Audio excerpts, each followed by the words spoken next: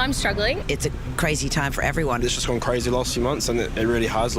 It's pretty bad. You can see the stress on a lot of people. The cost of living crisis. You've heard about it, and there's a good chance you're feeling it. They're always saying, let's go here, let's go there. Like we can afford to go here and there. But new research shows it's not a crisis for everyone. While under 40s are slashing spending to keep up with rising costs, there's one group of society that's living large. They see me rolling, they hate it. Yup, cashed up seniors are splashing out. Over 65s spending at a greater rate than inflation, shelling out 17% more on travel and 11% more on dining and takeaway compared to the year before. Money. I got money. Many retirees not only dodging the sting of rising interest rates, but cashing in on them instead. More older people have paid off their houses. And what that means is they're not feeling the negative impact of interest rates, but they're getting the benefit. Their assets are growing, their super returns are booming, and they're getting more money back from deposits that they have in the bank. The RBA's arsenal seemingly useless in reining in grandma's good times. We've said it before, it's a blunt tool and it affects different people differently.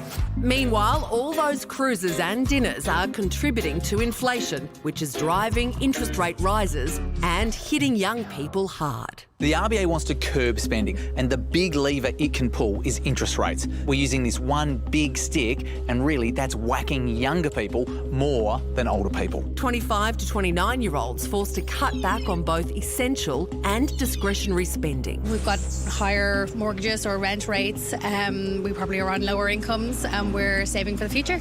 So as the inflation generation keeps tapping those cards, millennials and Gen Zs are left asking,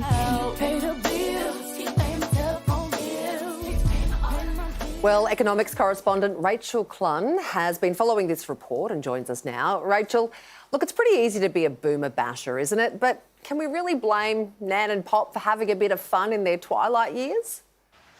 I don't think we can blame them. And they're not just splurging on fun stuff. They're also spending more money on insurance costs and healthcare. But they are definitely travelling more, enjoying a couple of cruises, I think, as well as an overseas holiday or two.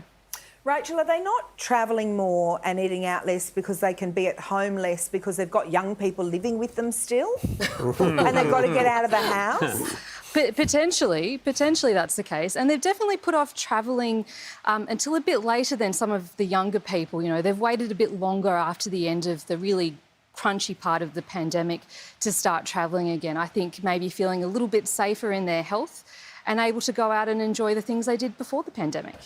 What I guess we learned from this is that inflation is affecting different people differently, and different people we're contributing unevenly to inflation, right? So older, wealthier people contributing more to it, actually, than younger and less wealthy people. The problem, it seems to me, Rachel, is that the method we are using to fight it, which is increasing interest rates, is hitting the people who aren't contributing to inflation and putting more money, actually, in the pockets of the people whose spending is contributing to inflation. Doesn't this seem to be exactly the wrong approach to tackling this problem? That's right, Waleed, and it's really tricky. The Reserve Bank just has this one tool. The trick here is, I think, for the government to step in. Things like their energy bill relief, that really targeted poorer households. The other thing I guess the government could do is look at tax, but that's a much longer term prospect than interest rates. OK, Rachel, thanks so much for your time. Thanks very much.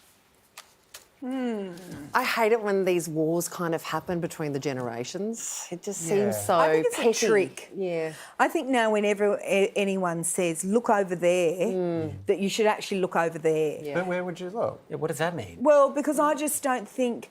I think if, honestly, the boomers were leading this incredibly inflationary, massive spending life, then every ad on television would be for funeral homes and dog biscuits.